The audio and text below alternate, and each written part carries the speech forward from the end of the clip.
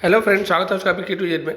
और जो भी लोग क्लास 7 में पढ़ रहे हैं उनका अब इंग्लिश का एग्जाम बचा हुआ है। आज जो भी सब्जेक्ट होगा उसके बाद आपका कल इंग्लिश का एग्जाम होना बाकी है। तो आप लोग का ईयरली एग्जाम भी खत्म हो जाएगा और आप क्लास 7 से 8 में अच्छे से प्रवेश करेंगे। हमको पता है जिन्होंने भी A to Z के साथ पढ़ाई किया है उनका एग्जाम कहीं से भी खराब नहीं किया होगा।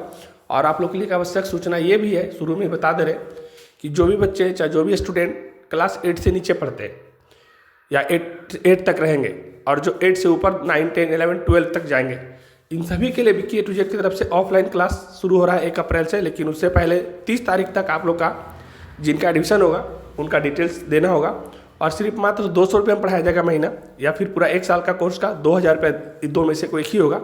लेकिन ये सिर्फ 10 लोगों के लिए ही है, 10 जूनियर और 10 सीनियर के लिए है। तो इसके लिए क्या करना पड़ेगा कि जो भी उम्मीदवार इच्छुक होंगे वो अपना पूरा डिटेल्स अपना हाथ से बायोडाटा बना के, आपका नाम, आपका पापा का नाम, मम्मी का नाम, डेट ऑफ बर्थ सारा बना के देना है। 30 तारीख से पहले हम इन्फॉर्म करेंगे कि कितना लोगों को बुलाया जाएगा। और उसके बाद उन सभी का एक छोटा सा इंटरव्यू टाइप का होगा। जो पढ़ना चाहते हैं उन्हीं के लिए है, जो नहीं पढ़ना चाहते हैं उनके लिए नहीं है। तो सिर्फ 10 जूनियर और 10 सीनियर के लिए होगा। बाकी बात हम इसके लिए स्कूल में करेंगे। अभी आप लोग के लिए शुरू कर रहे हैं इंग्लिश का टॉपिक कि जो कल एग्जाम होगा उसमें से क्या क्वेश्चन बन सकता है और आपको कैसे लिखना है। हम अपने हिसाब से लिख दिए, टाइम थोड़ा कम था, तबीयत भी थोड़ा ठीक नहीं है, लेकिन हम आ गए हैं वापस। तो आप सुनिए ध्यान से इस वीडियो को। क्वेश्चन बनेगा, how did Aladdin come out of the big hall. जो अलादीन था वो कैसे हॉल से बाहर निकला था और क्या हुआ था। तो पहले इसको इंग्लिश में पढ़ देते, फिर इसका हिंदी में एक छोटा सा स्लाइड दिखा देंगे जो हम मतलब कि टाइप करके रखे हुए हैं। Aladdin is kept the big hall also known as the cave of wonders with the help of a magic ring. एक बार अलाउद्दीन को मैजिक रिंग मिला था और वो मैजिक रिंग की मदद से ही वो जब हॉल के अंदर, गुफा के अंदर फंस गया था तो बाहर निकला था।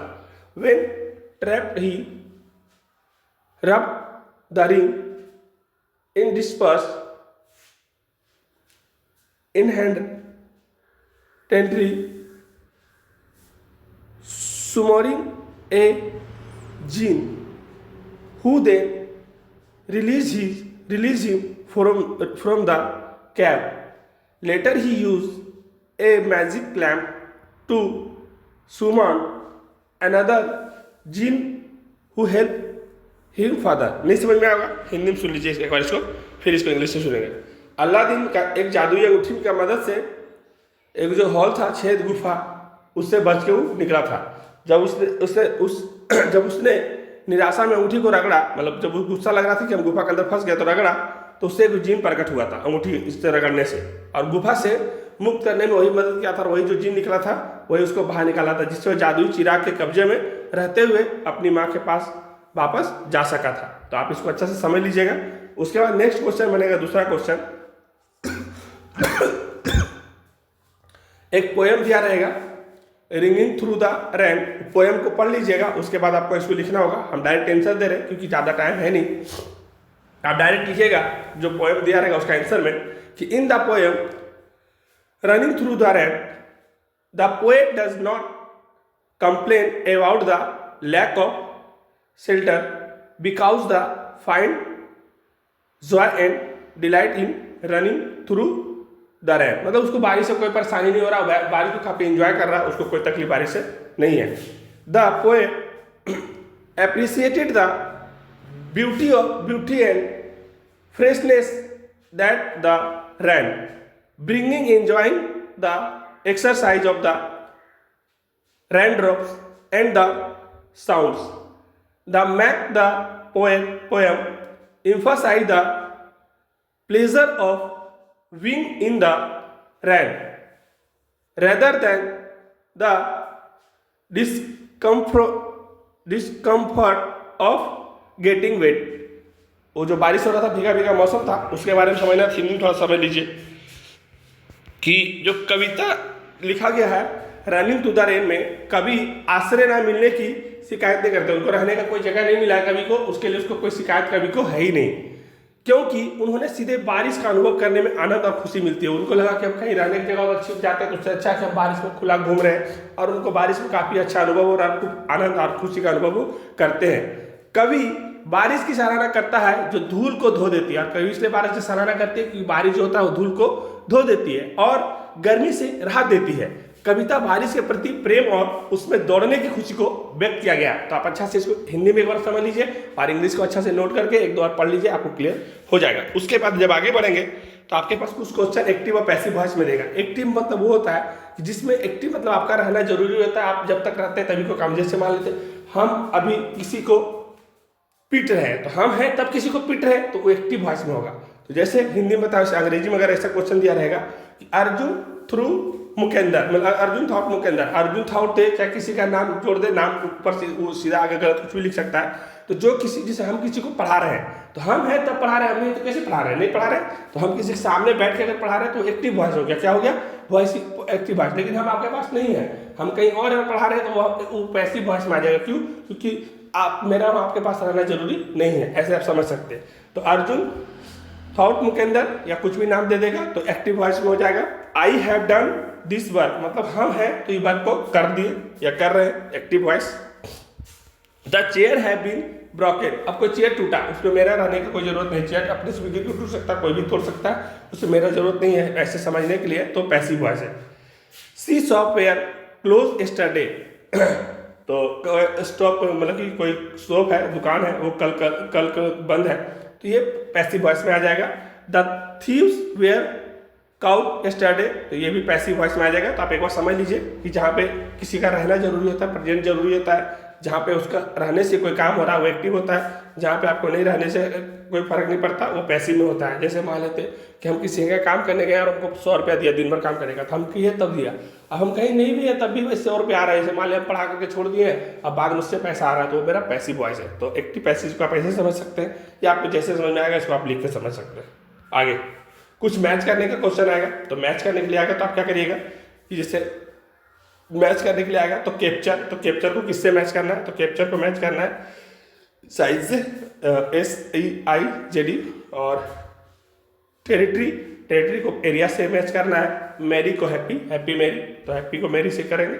सैरो को ग्रीफ से, तो सैरो ग्रीफ, और कौशली, तो कौशली को हम लोग केयरफुली से, सी से कौशली, सी से केयरफुली, तो देखिए सी से सी, तो कौशली को केयरफुली से, सैरो को ग्रीफ से, मैरी को हैप्पी मैरी से, और टेरिटरी को एरिया से, और कैप्चर को साइज से। ध्यान से इसको आप नोट करके एक बार पढ़ लीजिए, हो जाएगा।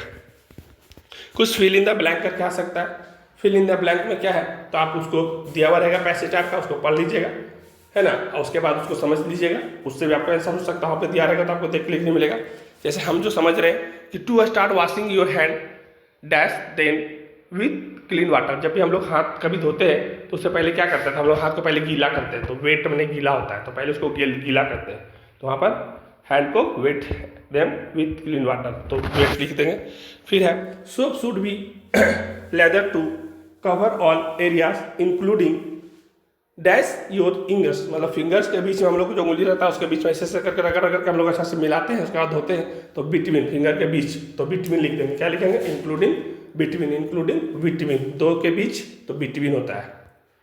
फिर है surrounding for at least 20 second help to remove germs, जो बैक्टीरिया होता है अगर उसको खत्म करना है तो हाथ में जो साबुन लगाते हैं चाहे जो भी लगाते हैं उसको 20 सेकंड तक कम से कम रगड़ेंगे, तो जो बैक्टीरिया रहेगा वो मर जाएगा। तो ये ध्यान रखना, जर्म्स यानी bacteria. If soap is not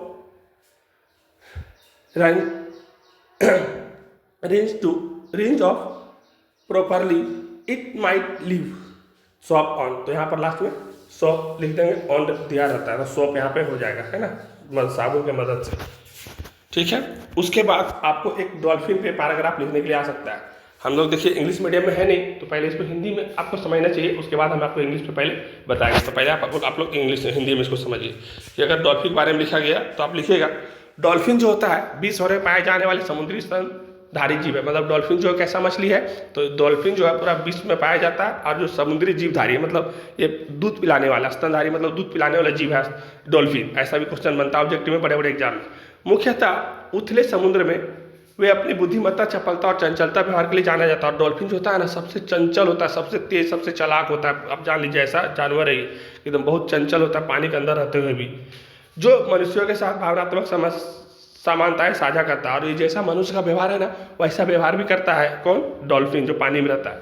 dolphin मांसाहारी होता है, डॉल्फिन जो होता है वो मांसाहारी होता है, समुद्र के अंदर होता है लेकिन ये मांसाहारी होती है। और उनके पास परिष्कृत शिकार तकनीकें होती है और शिकार करने के लिए अंदर में बहुत सारा तकनीक वो जानता है। उनका जो आकार होता है 1.7 मीटर से लेकर 9.5 मीटर तक होता है। मतलब 1.7 मीटर से लेकर के मतलब कितना बड़ा साइज होगा सोचिए, 9.5 मीटर तक का होता है। एक लंबा साड़ी जो होता है वो 5 मीटर का होता है, उससे दुगना साइज का लगभग होता है और कम से कम 1.7 मीटर का होता है। जिसमें ओरका सबसे बड़ी प्रजाति है, जिसमें ओरका नाम का जो मछली होता है डॉल्फिन, वो सबसे बड़ा प्रजाति है, पूरा लंबा चौड़ा मोटा होता होगा। डॉल्फिन के शरीर सुव्यवस्थित होते हैं और डॉल्फिन का जो शरीर होता है इतना अच्छा बनाया होता है कि फ्लिपर्स और एक पृष्ठीय पंख होता है, मतलब इतना इधर इधर छटकने के लिए एक पंख होता है बड़ा सा, जिसमें सांस लेने के लिए एक ब्लो होल होता है और वही पंख में बीच में एक जगह होल होता है जिससे वो सांस लेता है। वो तेजी से तैराक होते हैं 29 किलोमीटर प्रति घंटे गति से पहुंच सकता है। मतलब सोचिए इतना तेज तो पानी के अंदर में उतना तेज तैरता है कि 1 घंटा में 29 किलोमीटर पहुंच जाएगा। मतलब मधुबनी पहुंच जाएगा 1 घंटा से, 1 घंटा थोड़ा देर में, मतलब 1 घंटा में मधुबनी पहुंच जाएगा। सोच लीजिए 1 घंटा 15-20 मिनट में लगभग 9 मीटर की छलांग लगा सकता है और 9 मीटर का छलांग लगाता है। सोचिए 9 मीटर कितना ज़्यादा होता है, 1.5 मीटर का लगभग दो साड़ी इतना लंबा इधर से उधर उछल के कूद जाता है, इतना बड़ा होने के बावजूद भी। अधिकांश डॉल्फिन खारे पानी में रहते हैं, लेकिन अधिकांश पानी कहाँ मिलता है, तो बड़ा बड़ा जो समुद्र होता है उसका पानी खारा होता है, तो बड़ा बड़ा समुद्र में रहेगा। लेकिन कुछ नदियों में भी रहता है, लेकिन कुछ नदी अगर बड़ा है तो उसमें भी डॉल्फिन मिल सकता है आपको, लेकिन जनरली रहता है कहाँ पे, तो बड़ा बड़ा जो समुद्र है उसमें। तो देखिए आपको हिंदी में समझा दिए, आप इंग्लिश में आप इसको नोट कर लीजिए, ताकि आप इंग्लिश में हमको पता है, हमको भी दिक्कत होता था पहले, तो आप लोग भी तो उसी स्टेज में आ जाए जब हम पहले पढ़ते थे। देखेंगे the dolphin are marine mammals found worldwide, primarily in shallow sea. They are now for their intelligence, agility and playful behaviour. With over 40 different species, dolphin vary in size from 1.7 meter to as large 9.5 meters. They have streamlined bodies, flippers, and a dorsal fin with a long snout containing around 100 teeth. Dolphins are carnivores, feeding mainly on fish and sweet, and some large communicate through a variety of clicks, whistles, and other sounds. Dolphins are social animals, often living in group and are known as their complex social structures and cooperative hunting techniques. तो इसको आप जैसे वैसे पहले आप एक और अच्छा से लिख लीजिए और पढ़ करके हिंदी में समझ लीजिए। अब मेरा आप सभी से ये रिक्वेस्ट है कि आप लोग जितने भी लोग 7 में थे आप लोग सभी को 8 में जा रहे हैं। बार बार हमारा रिक्वेस्ट यही रहेगा कि आप अपनी ज़िंदगी में अच्छा से पढ़ाई करते रहेंगे, और पढ़ाई एक ऐसा रास्ता है जो आपको एक बेहतर इंसान बना सकता है। हम लोगों ने भी अपनी ज़िंदगी में पढ़ाई को पहले सीरियस नहीं लिया, लेकिन जब सीरियस लिया तो आज सब कुछ धीरे धीरे ठीक होते जा रहा है। तो आप लोग भी अच्छा से पढ़ाई करेंगे।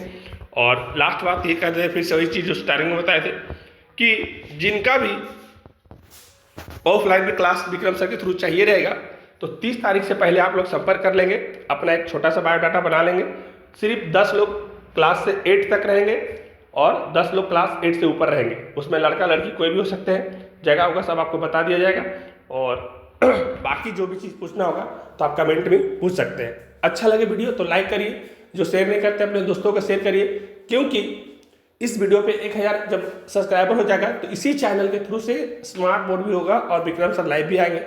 फ्री में पढ़ने का 2-3 तरीका, एक तो है कि आप फ्री में पढ़ना चाहते हैं तो थोड़ा सा आपको मोबाइल से पढ़ने के लिए सीखना पड़ेगा। क्यों? क्योंकि देखिए आप फ्री में पढ़ना चाहते हैं तो एक मोबाइल घर में किसी के पास होता है, अगर वो आपके पास रहेगा तो 1 घंटा 1.5 घंटा आप रात में जब चाहे तब पढ़ सकते हैं। जैसे कहने मतलब अभी हम पढ़ा रहे हैं सुबह में, लेकिन आप चाहेंगे तो रात में भी पढ़ सकते हैं, दोपहर भी पढ़ सकते हैं, जब टाइम रहेगा तब पढ़ सकते हैं। तो ये फ्री में भी पढ़ने का और एक आसान तरीका है, पहला बात। दूसरा चीज़ है कि आप ट्यूशन में पढ़ेंगे, स्कूल में पढ़ेंगे, जो भी पढ़ेंगे, लेकिन फिर भी कुछ ना कुछ दिक्कत बच जाता है तो टीचर आपके पास हमेशा नहीं हो सकते। लेकिन ऑनलाइन एक ऐसा माध्यम है जब आपको जरूरत पड़ेगा तो आप उससे जुड़ सकते हैं। तो इसके लिए आपको थोड़ा सा सीखना ही पड़ेगा। और इस वीडियो को बड़ा नहीं करते तो आपको लिए समाप्त करते हैं। आप लोग का एग्जाम समाप्त हो गया। आप सभी को आज के एग्जाम के लिए ऑल द बेस्ट, और आगे के क्लास के लिए जाने के लिए आपका वेलकम। आप 7 से आज 8 में प्रवेश करेंगे, तो कंग्रेचुलेशन आप सभी को, धन्यवाद।